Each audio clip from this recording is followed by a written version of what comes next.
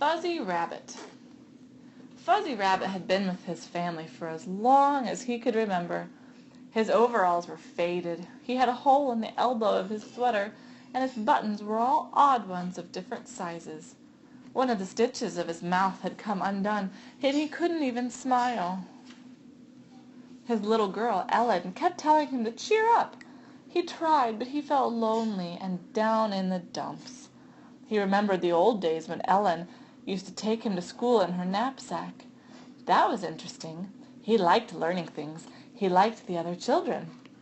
He used to sit next to Ellen and help her with her math and watch her paint.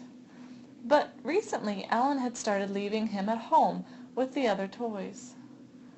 On her birthday, for the first time, Ellen forgot to take Fuzzy downstairs for her birthday party.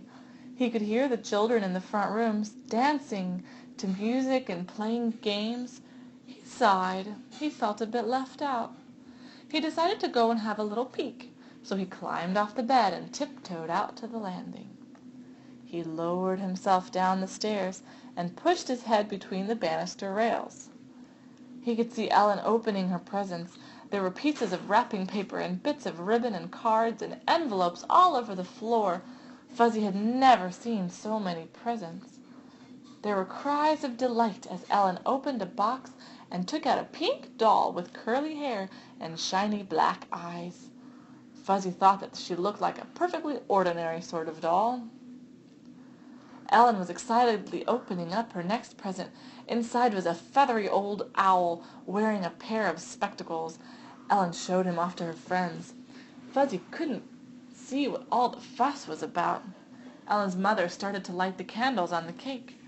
"I'll just shut the door so the draft won't blow them out," she said. It was dark and cold on the landing, and Fuzzy couldn't watch Ellen's party any more, so he went back to Ellen's room and climbed up onto the bed. He kept thinking what a lot of fun the children were having. That night Ellen was allowed to stay up late. When it was time for bed, she had to get out of her party dress and into her nightgown very quickly. She put the pink doll and the owl on her bed next to Fuzzy. "Move over, Fuzzy," she said. Fuzzy wished the new toys didn't take up so much room. He nudged the owl to make him move over a bit. The owl pecked him. Fuzzy didn't think that was very polite. Fuzzy hoped Ellen would see that he was being squashed, but after saying goodnight she went straight to sleep because she was so tired.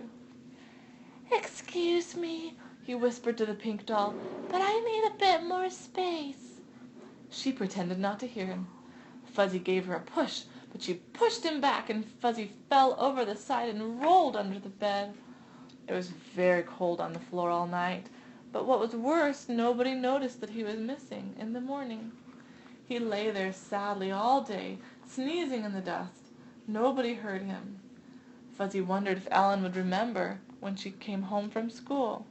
Would she think of looking under the bed? At 4 o'clock, Ellen's friend Mary came over to play. "What shall we do this afternoon?" she asked Mary. "Let's play nurses," said Ellen. They got out Ellen's nursing kit and uniform from the dresser.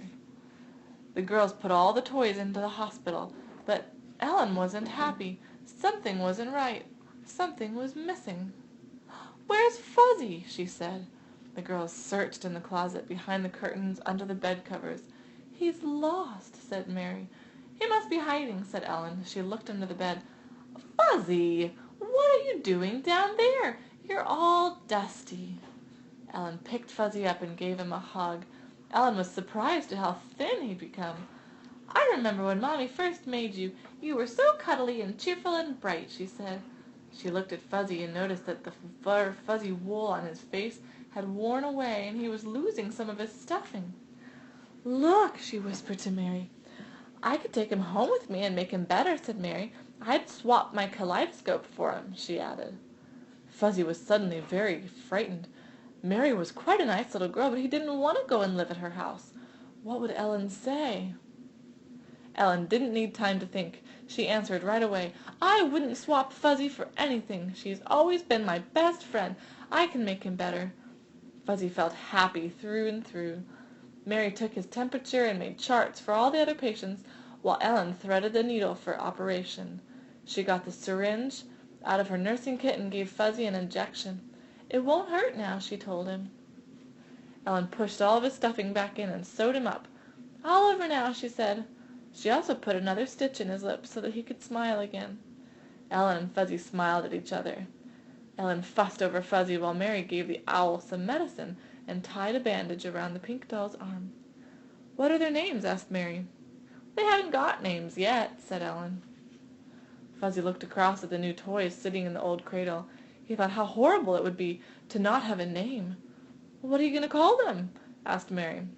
"I'll call the owl Wisey, because he's wise, and I'll call the doll Jane, because she looks like a Jane," said Ellen. Ellen's mother called, "Tea's ready," so the girls ran downstairs. Fuzzy went over to Jane and Wisey. "Hello," he said. "My name's Fuzzy." Just then the door opened and Ellen and Mary came back. They sat all the toys down in a circle and set out the dolls' tea service. Mary poured the orange juice and Ellen sliced the birthday cake. She gave Fuzzy the biggest piece because he'd been so brave.